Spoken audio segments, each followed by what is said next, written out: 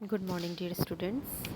आज हम आपकी पाठ्य पुस्तक क्षितिज से पाठ 4 पढ़ेंगे, सांवले सपनों की याद। इसके लेखक हैं ज़ाबिर हुसैन। आइए ज़ाबिर हुसैन की जीवनी के बारे में पढ़ते हैं। ज़ाबिर हुसैन का जन्म सन 1945 में गांव नौनही, राजकीय जिला नालंदा, बिहार में हुआ। वे अंग्रेजी भाषा एवं साहित्य के प्राध्यापक रहे। सक्रिय राजनीति में भाग लेते हुए 1970 में मुंगेर से बिहार विधानसभा के सदस्य निर्वाचित हुए और मंत्री बने। सन 1995 में बिहार विधान परिषद के सभापति रहे।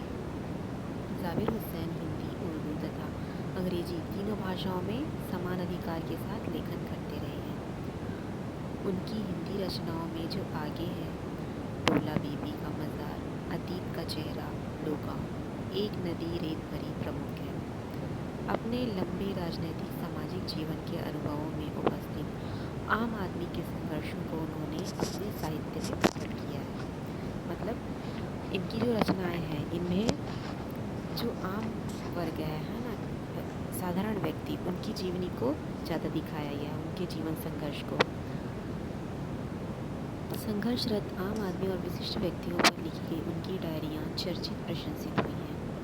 ज़ाबिर हुसैन ने डायरी विधा में एक अभिनव प्रयोग किया है जो अपनी प्रस्तुति, शैली और शिल्प में नवीन है। प्रस्तुत पाठ जून 1987 में प्रसिद्ध पक्षी वैज्ञानिक सालिम अली की मृत्यु के तुरंत बाद डायरी शैली में लिखा गया संस्मरण है।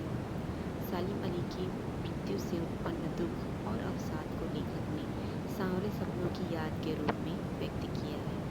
सालिम अली का स्मरण करते हुए लेखक ने उनका व्यक्ति चित्र प्रस्तुत किया है। यहाँ भाषा की रवानी और अभिव्यक्ति की शैली दिल को छूती है। और बच्चों पढ़ते हैं सांवले सपनों की याद। इस पाठ का साथ ही आपको बताना चाहूँगी कि सांवले सपनों की याद एक व्यक्ति चित्र है। इसमें प्रसिद्ध पक्षी प्रेमी सालिम अली के व्यक्तित्व का प्रभाव चित्र खींचा गया है ना।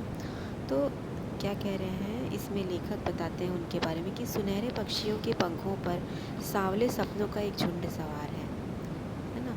वह मौत की मौन वादी में जा रहा है। सालिम अली उसमें सबसे आगे हैं। वह सैलानियों की तरह पीठ पर बोझ लादे अंतहीन यात्रा पर चल पड़े हैं। मतलब उनकी जो अंतिम यात्रा है, ये उसका वर्णन किया जा रहा है ना, कि इस संसार से जो विदा होता है वो दोबारा तो आता नहीं है ना। तो उनकी मृत्यु के तुरंत बाद ये लिखा गया है। और क्या कह रहे हैं कि इस बार तो वो मानो शहर की भीड़ भरी ज़िंदगी से आखिरी बार चले हैं। कोई उन्हें वापस नहीं लौटा सकता, मानो वे कोई पक्षी हों जो मौत कोई गोद में जा बसे हों। अंतिम समय का वर्णन है ये। सालिम अली इस बात से क्षुब्ध थे कि लोग पक्षियों को आदमी की नज़र से देखते हैं। लोग जंगलों, पहाड़ों, झरनों को भी आदमी की नज़र से देखते हैं, परंतु कोई आदमी पक्षियों की आवाज़ का मधुर संगीत सुनकर अपने मन में रोमांच अनुभव नहीं कर सकता। निश्चित रूप से हम देखते हैं कि व्यक्ति जो है अपनी नज़र से देखता है ना, इस दुनिया को, इस प्रकृति को अपनी नज़र से देखता है, लेकिन पक्षियों का जो सुमधुर संगीत है ना, उनकी कलकल जो ध्वनि है, उसका जो वास्तविक अनुभव है वो भी उन्हें प्राप्त नहीं हो पाता। सांवले सपनों का क्या महत्व है यहाँ पर, पता नहीं कब कृष्ण ने, अब इसमें क्या कहते हैं लेखक जो हैं, इन्होंने कृष्ण की जो लीलाएं हैं है ना, क्यों प्रसिद्ध है वृंदावन, उसका वर्णन किया है। तो क्या कहते हैं लेखक, पता नहीं कब कृष्ण ने वृंदावन में रास लीला, गोप लीला, माखन लीला, बांसुरी वादन और वन विहार किया था। श्री कृष्ण जी की ये सब लीलाएं बहुत ही प्रसिद्ध हैं। परंतु आज भी जब हम वृंदावन में यमुना का सांवला जल देखते हैं, यमुना का पानी कैसा है देख रहे हैं, हम काला पड़ रहा है ना, प्रदूषण बढ़ रहा है, तो यमुना का पानी भी क्या है, सांवला होता जा रहा है। और शुरू से उसका रंग जो है सांवला ही कहा जाता है ना, क्योंकि वहाँ पे श्री कृष्ण की जन्मस्थली थी।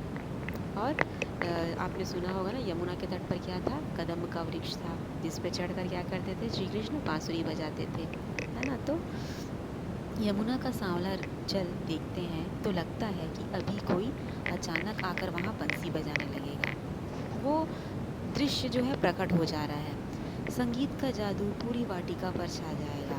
जो श्री कृष्ण सुमधुर क्या बजाते हैं, बांसुरी बजाते हैं, है ना, उसका जो मधुर गान है उस बांसुरी की जो मधुर ध्वनि निकलती है वो कहाँ छा जाएगी? पूरी वाटिका पर।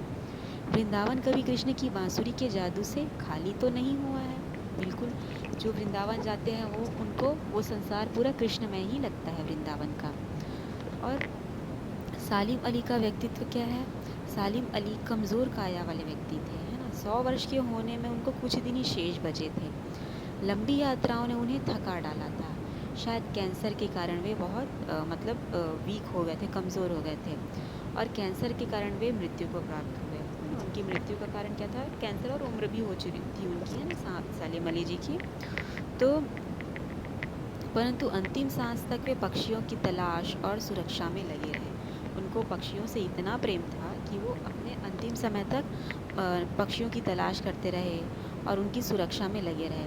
उनकी आँखों पर चढ़ी दूरबीन मौत के बाद ही उतरी थी। हमेशा उनकी आँखों पर क्या रहता था? दूरबीन। आपने देखा होगा, जो होते हैं वाइल्ड लाइफ क्या होते हैं, फोटोग्राफर होते हैं, पक्षी प्रेमी होते हैं, वो एक रखे रहते हैं दूरबीन और पक्षियों को देखते रहते हैं दूर से, है ना। सालिम अली की नज़रों में भी क्या था? नज़रों में दूर तक फैली धरती, झुके आकाश जैसा जादू था। उन्हें प्रकृति में एक हंसता खेलता रहस्य पसरा दिखाई देता था। उन्होंने अपनी दुनिया परिश्रम से बनाई थी। उन्होंने पक्षियों से इतना प्रेम किया था कि एक अलग ही दुनिया बना ली थी उन्होंने, अपनी और पक्षियों की। इसमें उनकी पत्नी तहमीना का भी योगदान था। उनकी पत्नी का क्या नाम था? तहमीना। सालिम अली के प्रधानमंत्री से भी भेंट हुई थी। सालिम अली एक बार प्रधानमंत्री चौधरी चरण सिंह से मिले थे, है ना। तत्कालीन जो प्रधानमंत्री थे चौधरी चरण सिंह, वे केरल की साइलेंट वैली को रेगिस्तानी हवा के झोंकों से बचाना चाहते थे। चौधरी चरण सिंह गांव की मिट्टी में जन्मे थे, वे ये बात समझते थे, है ना। इसलिए वे सालिम अली को क्या करते? पर्यावरण सुरक्षा संबंधी बातें सुनकर भावुक हो उठे। उन्हें बहुत अच्छा लगा कि ये पर्यावरण के लिए कितना सोचते हैं ये। आज ये दोनों व्यक्तित्व नहीं है, सालिम अली जी भी नहीं है और चौधरी चरण सिंह जो प्रधानमंत्री थे वो भी अब नहीं रहे। अब देखते हैं कि हिमालय और लद्दाख की बर्फीली ज़मीनों पर जीने वाले पक्षियों की चिंता कौन करेगा, है ना। लॉरेंस का संस्मरण। सालिम अली की आत्मकथा का नाम है फॉल ऑफ द स्पैरो। क्या नाम है? सालिम अली की जो आत्मकथा है fall of the sparrow. D.H. Lawrence की मृत्यु के बाद उनकी पत्नी फ्रीडा लॉरेंस से प्रार्थना की गई थी, रिक्वेस्ट किया गया था कि आप अपने पति के बारे में कुछ लिखें। तो उन्होंने कहा कि मेरे पति के बारे में मुझसे अधिक मेरी छत पर बैठने वाली गौरैया जानती है ना। क्योंकि उन्हें भी पक्षियों से प्रेम था और वे उनसे लगी रहती थी, गौरैया आके वहाँ पे बैठे रहती थी। लॉरेंस इतना खुला और सीधा सरल इंसान था। उनकी पत्नी बताती है कि वे इतने सरल स्वभाव के इंसान थे। सालिम अली की प्रेरणा क्या थी और उनकी ऊंचाइयाँ क्या थी? क्या छूना चाहते थे? बचपन में गलती से सालिम अली के हाथों से एक गौरैया घायल हो गई थी किसी कारणवश, है ना। आप लोग भी छोटे रहते हैं तो आपने भी देखा है कि आप लोगों से भी कुछ गलती हो जाती है, इसी प्रकार किसी पशु पक्षी को चोट लग जाती है। तो एक बार उनके साथ भी ऐसा हुआ था। उसी दिन में क्या किया, पक्षियों की खोज में रुचि लेने लगे, है ना। जब से उनके साथ ये हादसा हुआ, उनके हाथ से एक गौरैया घायल हो गई, तो उसी दिन से वो पक्षियों की खोज में रुचि लेने लगे।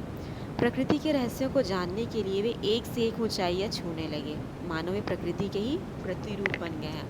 उन्होंने प्रकृति से प्रेम करना शुरू कर दिया, और थोड़ा भी नहीं, बहुत प्रेम करना शुरू कर दिया, है ना।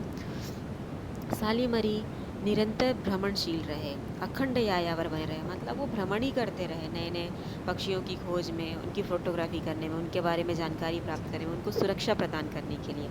उनकी याद करके लगता है कि आज भी वे पक्षियों की खोज से निकले। बिल्कुल, इतने पक्षी प्रेमी थे कि आज भी ऐसा लगता है कि वो हमारे आसपास ही हैं, पक्षियों की खोज में निकले हैं, और अभी गले में दूरबीन लटकाए खोजपूर्ण नतीजों के साथ लौट आएंगे, है ना। जैसे एक रिसर्च के लिए गए हैं पक्षियों की, और अभी गले में दूरबीन लटकाए हैं और हमारे सामने लौट आएंगे। तो स्टूडेंट्स, ये था आपका पाठ सांवले सपनों की याद। इसके क्वेश्चन आंसर जो हैं अभ्यास कार्य, ये आपको PDF बना के सेंड कर दिया जाएगा। ओके।